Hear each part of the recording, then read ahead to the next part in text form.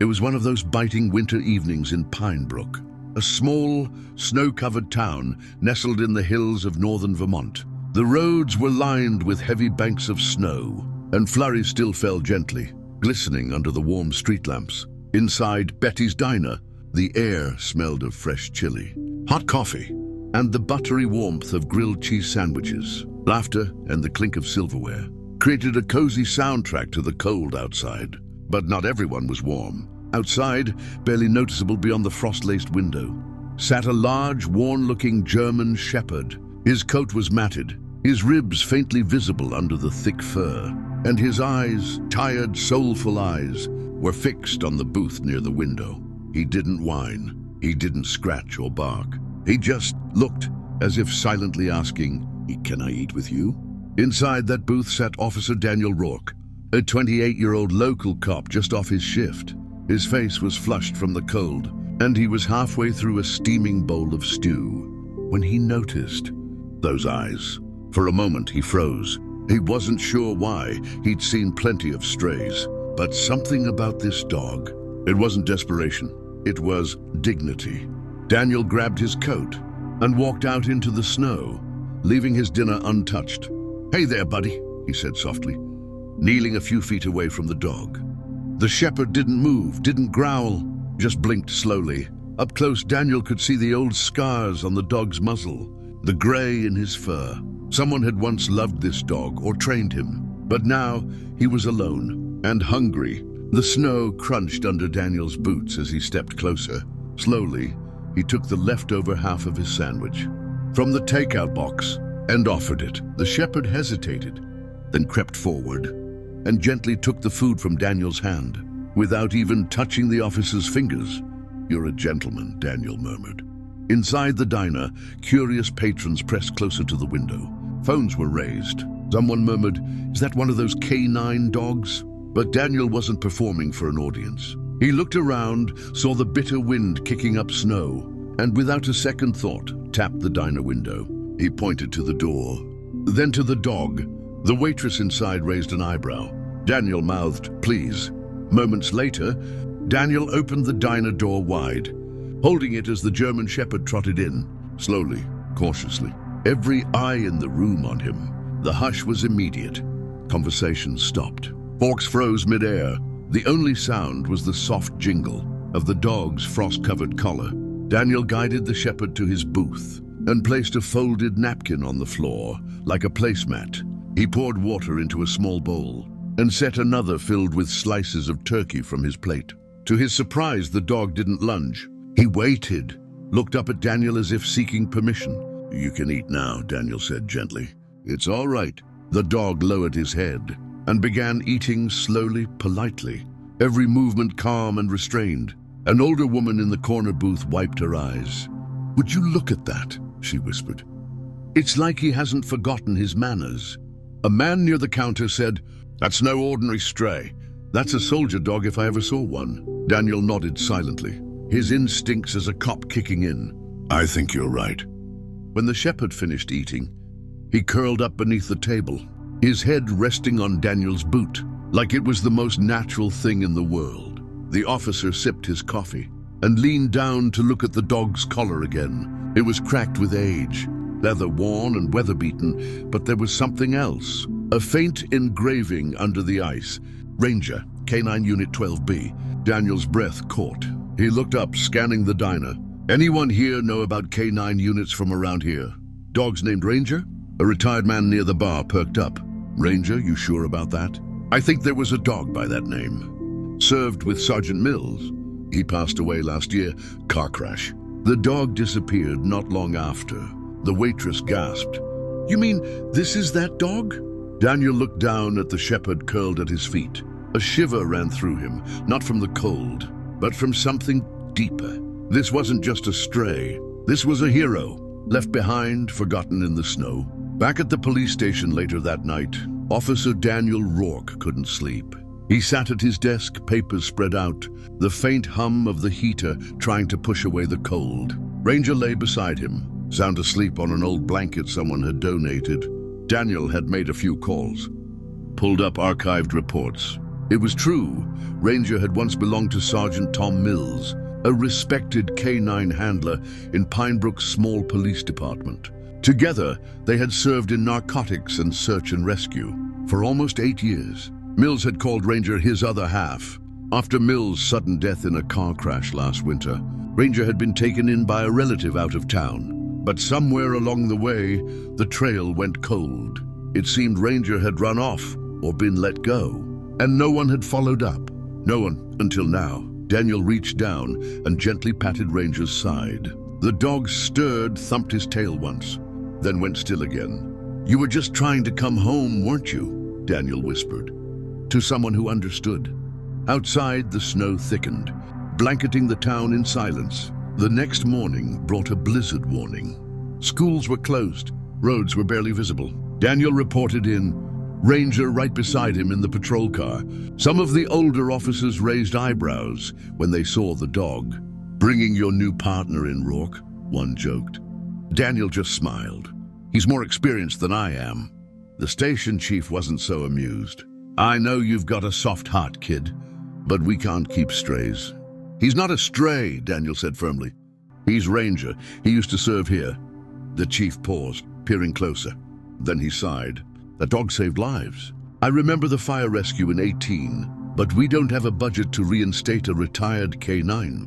"I'm not asking you to pay him," Daniel said. "Just let him stay."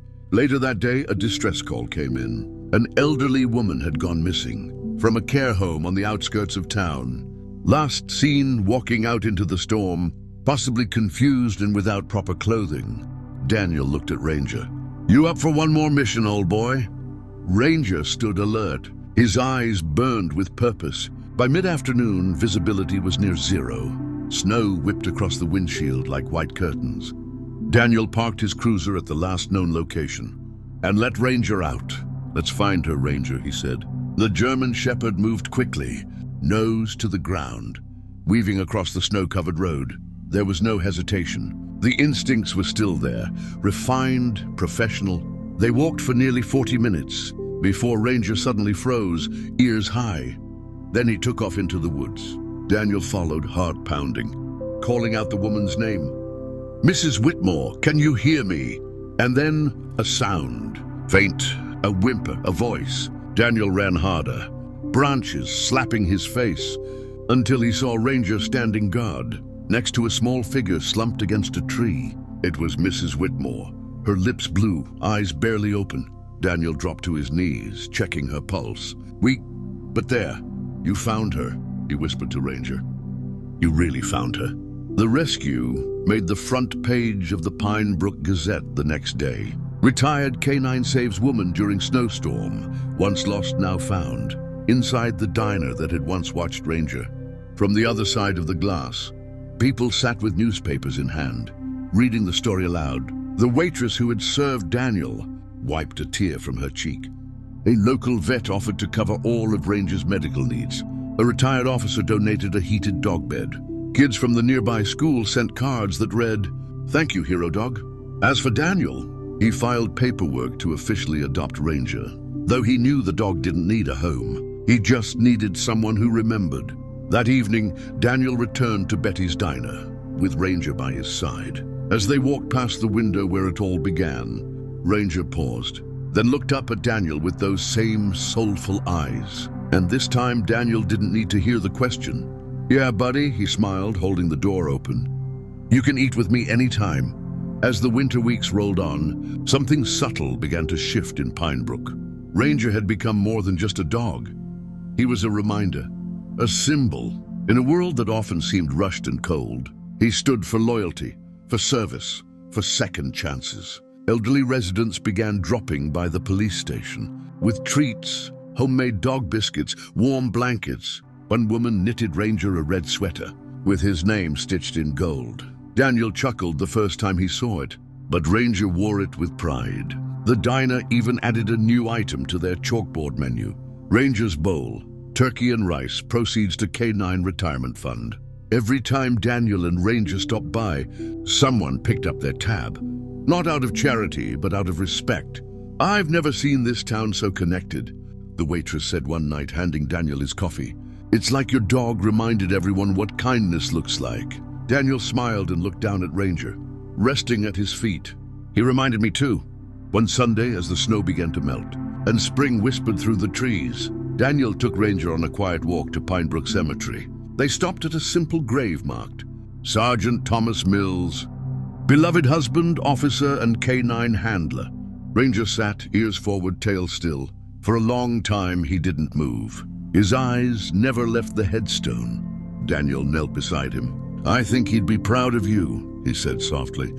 "You didn't just survive, you kept serving."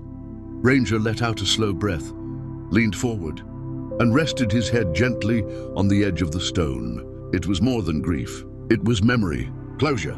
Daniel reached into his coat and pulled out Sergeant Mills' old service badge, one the chief had quietly given him to pass along. He clipped it onto Ranger's collar, where it gleamed in the late morning light.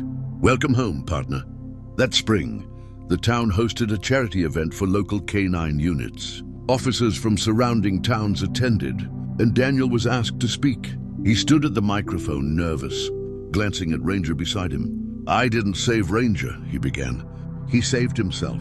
And then he saved all of us." He told the story of the dog outside the window, the silent plea, and the meal that changed everything, of the snowstorm, of the rescue, and of the quiet strength this one old German shepherd brought back to a forgotten town. When he finished, the crowd stood and applauded. Ranger barked once, just once, but it echoed across the park. Later that evening, as the sun dipped behind the hills, Ranger sat with Daniel on the porch. The wind was softer now, the cold gone. "You know," Daniel said, stroking the dog's head, "that first night when you looked at me through that window, I didn't just see hunger." Ranger blinked up at him. "I saw hope." Months later, a mural appeared on the side of Betty's Diner, painted in rich color.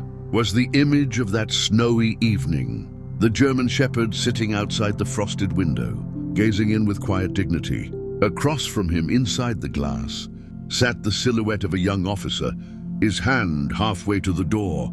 Above the mural were the words, "Sometimes all it takes is one look and one answer." Ranger, now older and slower, still made his daily rounds with Daniel. They walked the streets, visited the school, stopped by the diner.